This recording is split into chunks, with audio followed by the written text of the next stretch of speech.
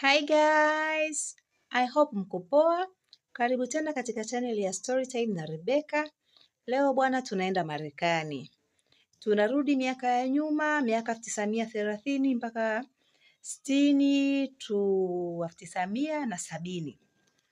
Je, unalifahamu gereza ambalo lilikuwa ndio lenye ulinzi wa hali ya juu kwa kipindi hicho dunia nzima? Basi bwana, gereza hilo lilikuwepo huko Marekani na lilifahamika kwa jina la Alcatraz Island. Gereza hili bwana lilikuwa kisiwani. Hili gereza lilikuwa kwenye kisiwa ambacho kilikuwa pweke. Jela hii ilikuwa ndani ya kisiwa pweke katikati ya Bay ya San Francisco. Alcatraz au The Lock ilishikilia mateka wa kivita waliokuwa wanapigana wenyewe kwa wenyewe nchini Marekani, yani civil war.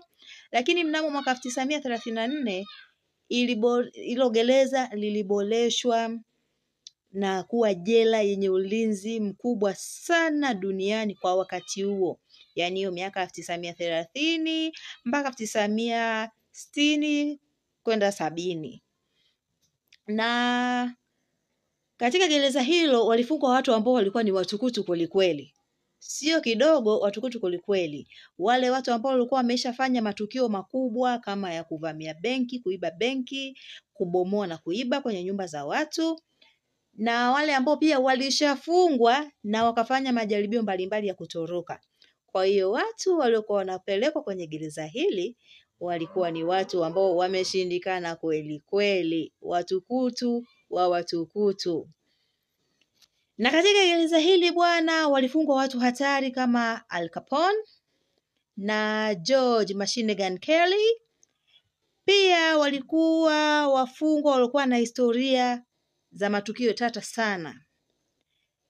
Kwa mfano kuna huyu hapa walikuwa na tabia za ajabu kama Birdman of Alcatraz.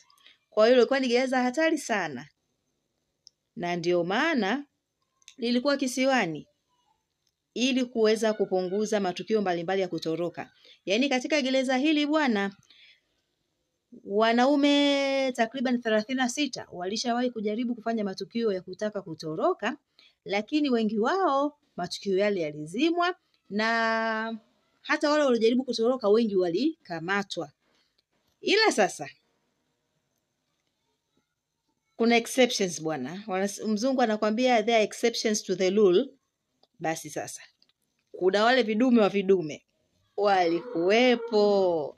Bwana, kabla hatujaenda kuangalia hao vidume walifanya nini na ilikuwaje, walijipanga vipi mpaka kufanya jaribio la kutoroka, kwanza tuangalie gereza la Alcatraz lilikuwa ni gereza la aina gani, mazingira yake yalikuwaje, lilizungukwa na nini.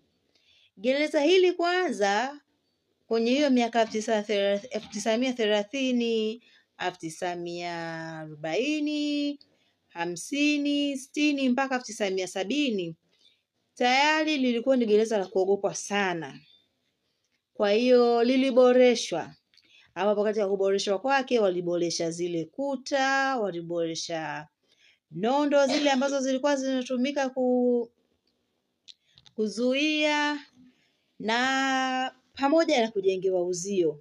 Kwa hiyo ni gereza ambalo lilikuwa lina ulinzi wa hali ya juu sana. Wenyewe wanaita maximum security federal prison.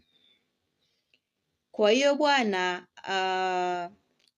Alcatraz ilikuwa ni imezungukwa na maji ya baridi. Na pia sio tu maji ya baridi bali pia palikuwa pana mawimbi makali ya bahari ya Pacific. Hivyo ilikuwa ni gereza ambalo hata ukitoroka unaondokaje ndani ya kile kisiwa. Ila bwana walitokea miamba watatu. Au bwana walikuwa 4, lakini sasa kwenye harakati za kwenye mpango mzima wa kutoroka walikuwa 4. Lakini wakati wa kutoroka kwenyewe waliofanikiwa ni 3, mmoja aliachwa kwa sababu maandalizi yake hayakuwa yamejitosheleza. Ni nani sasa huyu na walikuwa wakina nani hao? Endelea kunitegea sikio, usisahau kusubscribe, kulike na kucomment. Kama ulishawahi kulisikia gereza la Alcatraz huko nchini Marekani. Bwana, mnamo mwaka 1960 kuna wafungwa watatu watukutu kweli kweli waliokuwa wameshindikana waliingia. Ilikuwa ni Januari 1960. Mfungwa wa kwanza huyu alikuwa ni Frank Morris. Huyu bwana alifikishwa katika gereza la Alcatraz baada ya kuibia bank, ambapo aliiba bank, lakini pia alivamia majumba ya watu na kupola, lakini pia alishafanya majaribio mbalimbali ya kutaka kutoroka kwenye magereza aliyokuwa amefungiwa. Hivyo alikuwa ni mtu hatari kweli kweli. Na baadaye pia akaingia mwingine mfungwa alifahamika kwa jina la John Angren, ambaye huyu alifuatiwa na kaka yake aliyeitwa Clarence, ambapo hawa bwana walijuana kutokana na historia yao ya matukio. Unajua wazee wa majanga wanafahamiana Kwa hiyo hawa bwana tayari walikuwa wameshafahamiana, kwa sababu kwenye hizo harakati zao huko na mitikasi yao ya kuiba na nini, walishawahi kufungwa kwenye magereza mamoja au walishawahi kufungwa ndani ya gereza moja. Hivyo walikuwa wanafahamiana. John Angren huyu alikuwa na kaka yake Clarence, lakini Frank Morris huyu walifahamiana naye kulingana na historia yao ya matukio. Sasa bwana, hawa watu watatu walipokuwa mule ndani, seli zao hazikuwa mbali sana. Walipofika pale, tayari walikuwa wameishaanza kupiga na hesabu za namna gani wataweza kujipanga ili waweze kutoroka. Na mule walimkuta mfungwa mwingine aliyefahamika kwa jina la Allen West. Huyu Allen West alikuwa anawapa ushirikiano wa kutosha.